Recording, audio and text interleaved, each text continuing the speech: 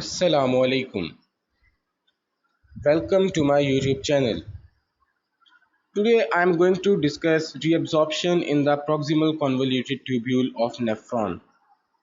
As I have discussed in the previous lecture about glomerular filtration, and we have seen that the function of glomerulus is to filter the blood and it passes the filtrate to the other parts of nephron. After being filtered by the glomerulus, glomerular filtrate passes to the proximal convoluted tubule.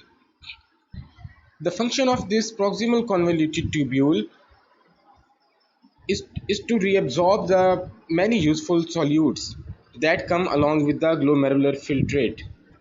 As we know that the whole structure of nephron is responsible for the formation of urine, so we cannot afford the loss of useful substances which are present in blood. To prevent these useful substances from being wasted, the proximal tubules uh, cause reabsorption of the glomerular filtrate, and this reabsorption allows many useful substances and solutes. These solutes include like glucose, amino acids, salts, and water, and these solutes that have passed through the Bowman's capsule to the proximal convoluted tubule. This proximal convoluted tubule returns these important and useful solutes to the circulation. In this way, by reabsorbing the useful substances from the glomerular filtrate, proximal tubules prevent their loss from the body. Other tubular segments in the nephron, like collecting ducts, distal convoluted tubule, loop of Henle, are also responsible for the reabsorption of solutes and solutes and water. But most of the reabsorption occurs in the proximal convoluted tubule. Proximal convoluted tubule causes reabsorption of both the solutes and water, and about 60% of the most filtered substances are reabsorbed by this proximal convoluted tubule, and these substances are passed to the blood after their reabsorption by the proximal convoluted tubules.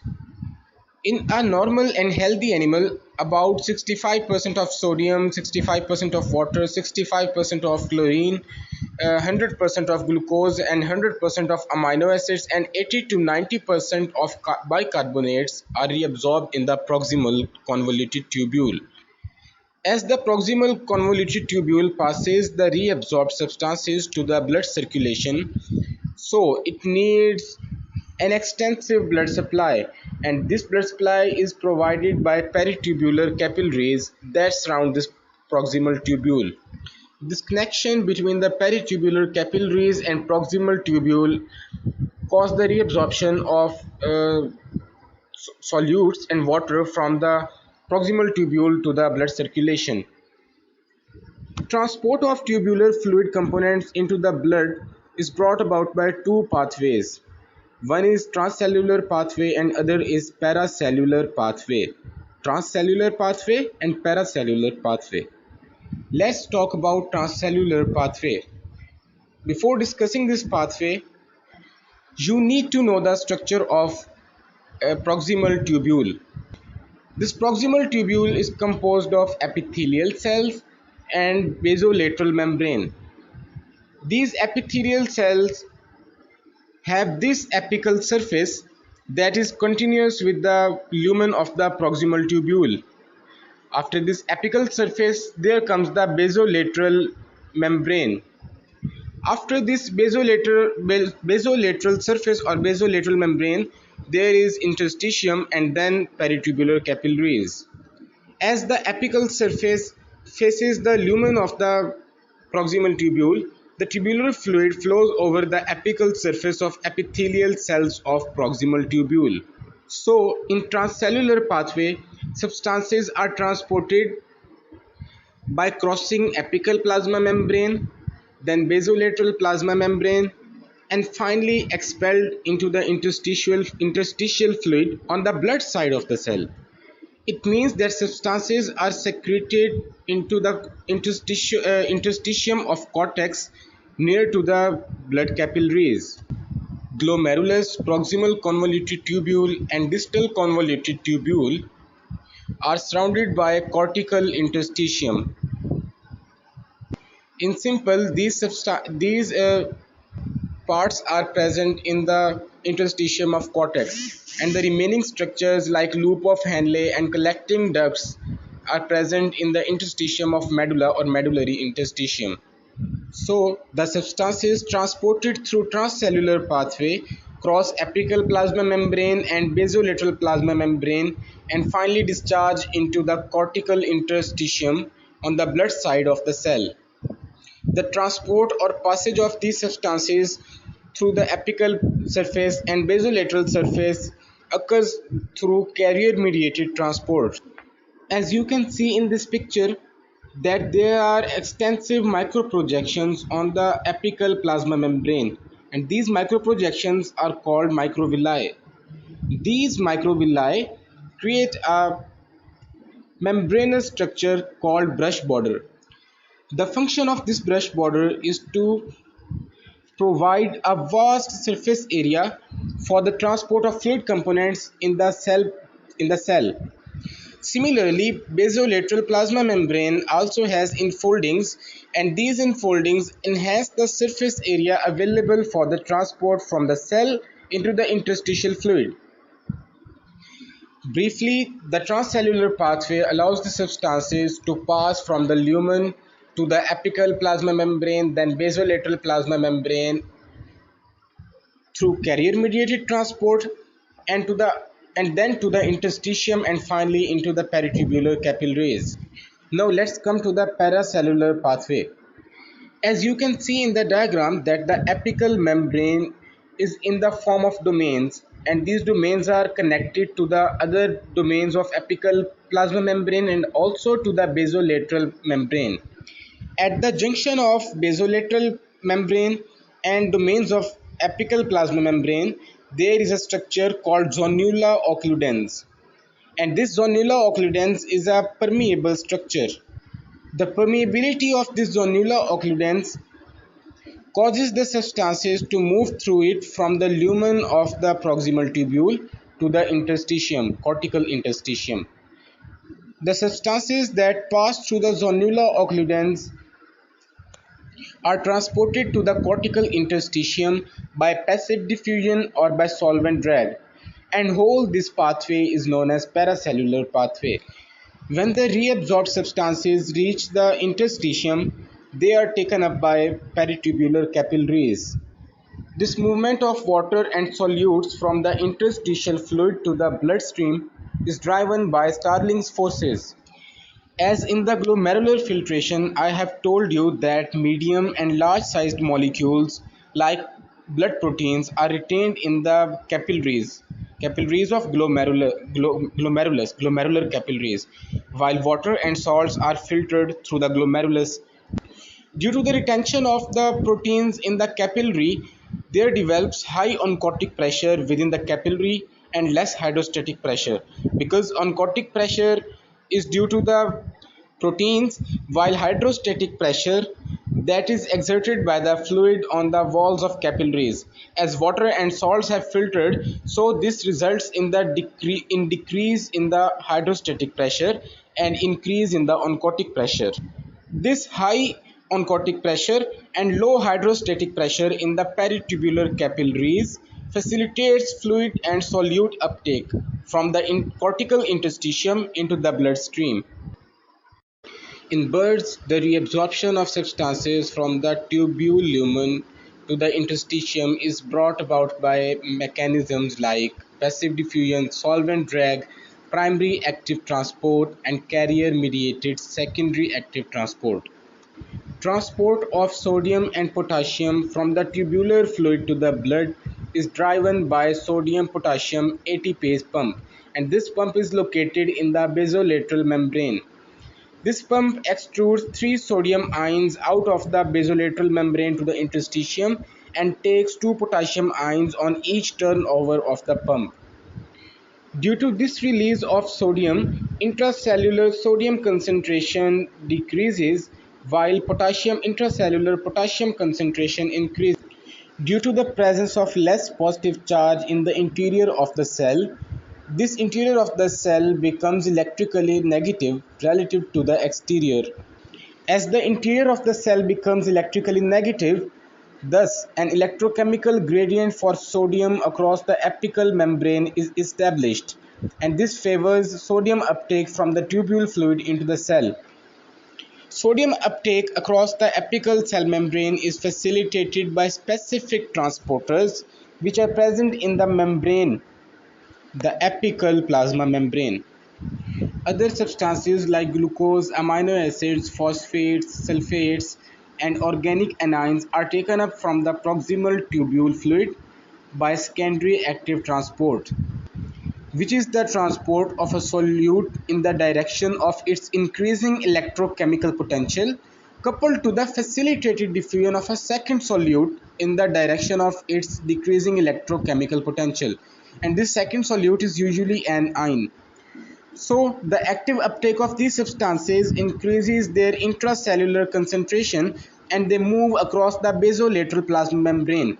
And then from basolateral plasma membrane, they pass into the blood down their electrical and chemical gradient by passive or facilitated diffusion. Now, let's come to the bicarbonate ion reabsorption in the proximal tubule. This reabsorption of bicarbonate ions is brought about by a transporter which is known as sodium hydrogen exchanger, and this exchanger causes the counter transport of sodium and hydrogen across the apical plasma membrane. It means that it allows the hydrogen ion to come into to cross the apical plasma membrane and to move into the lumen of the proximal tubule, and at the same time it expels the sodium out of the lumen of the proximal tubule through the apical plasma membrane. When this hydrogen ion comes in the within the lumen of the proximal convoluted tubule, it combines with bicarbonate ions present in the tubular fluid and causes the formation of water and carbon dioxide. And this reaction in which bicarbonate ion combines with hydrogen to give water and carbon dioxide is catalyzed by an enzyme known as carbonic anhydrase, and this enzyme is present in the apical plasma membrane. The carbon dioxide that has been produced as a result of this chemical reaction diffuses passively across the apical plasma membrane into the epithelial cell of proximal tubule, and that is apical surface of proximal tubule or apical domains. Water that was formed as a result of the catalyzation of the reaction by carbonic anhydrase forms hydroxide ion, and this hydroxide ion also moves into the cell. In the next step, this carbon dioxide and hydroxyl ion within the cell combine in the presence of carbonic anhydrase enzyme and form hydrogen ion and bicarbonate ion within the cell.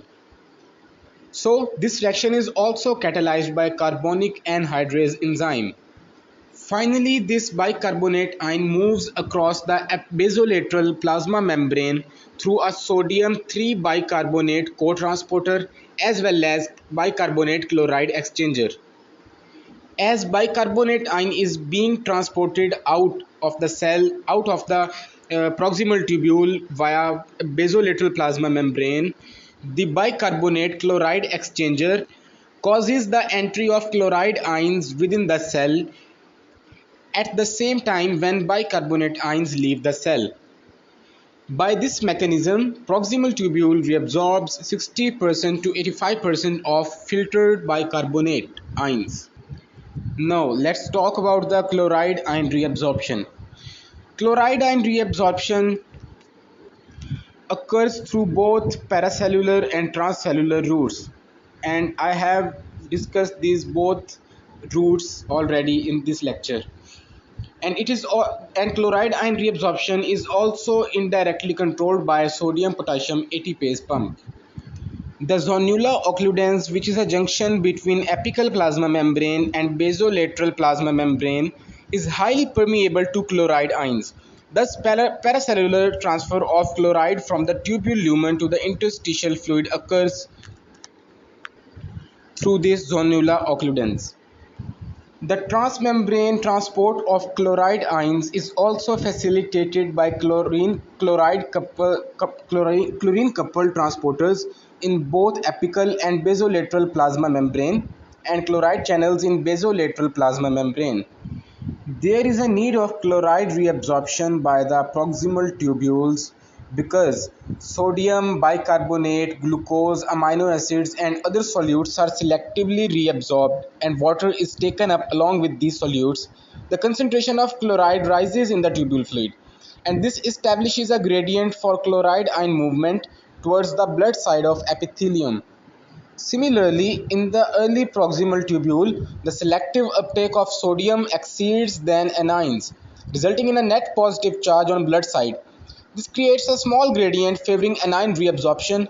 Thus, in early proximal tubule, the chemical and electrical gradient favor the chloride reabsorption. Now, let's talk about the reabsorption of sodium in the proximal tubule.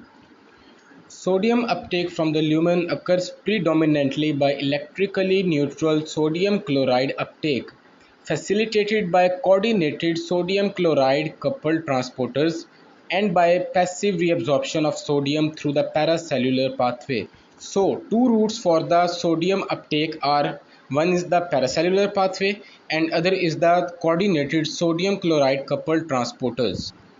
The paracellular transport of sodium is made possible by the chemical gradient for chloride, which is established by the selective reabsorption of other solutes in the early proximal tubule. So, as the chloride moves down the gradient from the tubule lumen to the blood side through zonula occludens, it carries sodium also along with it by electrostatic attraction. So the passage of this chloride ion along with the sodium combined with it down their gradient also abolishes the small lumen negative charge, and in fact it establishes a small lumen positive charge in the late proximal tubule, and this further favors the passive transfer of sodium to the blood side. In the distal part of the proximal tubule, tubular fluid becomes depleted of many substances which are necessary for the reabsorption of sodium by co-transporters. There the sodium potassium ATPase pump continues to move sodium from the cell into the interstitial fluid. So in the distal part of the proximal tubule, sodium potassium pump moves the sodium from the cell into the interstitial fluid. Now let's talk about the transport of other solutes in the proximal tubule. Approximately 65% of filtered calcium is reabsorbed in the proximal tubule, and about 90% of the calcium uptake in the proximal tubule is paracellular, and it is because of a favorable electrochemical gradient in the late proximal tubule and solvent drag. So most of the calcium uptake is caused by the paracellular pathway and some by solvent drag. Majority of potassium reabsorption in the proximal tubule occurs through the paracellular route, but potassium channels in the apical and basolateral plasma membrane also facilitate the reabsorption of potassium from the proximal tubules. Some low molecular weight proteins which have come along with the glomerular filtrate in the proximal tubule are also reabsorbed, but by a different mechanism. These filtered proteins are insulin, glucagon, parathyroid hormone, and so on, and they are taken up at the apical plasma membrane by carrier mediated endocytosis. When endocytosis of these proteins occurs, an endocytic vesicle is formed, and that vesicle is transferred to the inner of the cell where lysosomes are present. These lysosomes act on the endocytic vesicle, and proteolytic enzymes within the lysosomes degrade the reabsorbed proteins, and the resultant amino acids are then transported in the interstitial fluid and returned to the blood. So the low molecular weight proteins are taken up at the apical plasma membrane by carrier mediated endocytosis. Then intracellular digestion of this endocytic vesicle occurs, and finally the amino acids are produced, which are transported in the interstitial fluid, and from the interstitial fluid they are returned to the blood. The proximal tubule also secretes a wide variety of organic ions into the tubular fluid. Many endogenous waste products and exogenous toxins and drugs are protein bound in the plasma, and therefore they are poorly filtered by the glomerulus. But as these substances are harmful, so the proximal tubules take these substances from the blood through carrier mediated process and expels them in the tubular fluid, and therefore it clears them from the plasma. Endogenous organic compounds that are carried by proximal tubules through carrier mediated process into the tubular fluid include bile salts, oxalate, creatinine, urate, prostaglandins, epinephrine, and hippurates. Similarly, drugs and toxins that are secreted by the proximal tubules includes antibiotics, diuretics, analgesics, and many of its derivatives, and the potent herbicide paraquat. The percentage of a filtered substance that is secreted in the urine is called fractional excretion rate, and this fractional excretion rate is the net result of tubular secretion and reabsorption of the filtered substances. Fractional excretion rate refers to the fluid that remains at the end of the process after being reabsorbed by different parts of the nephron.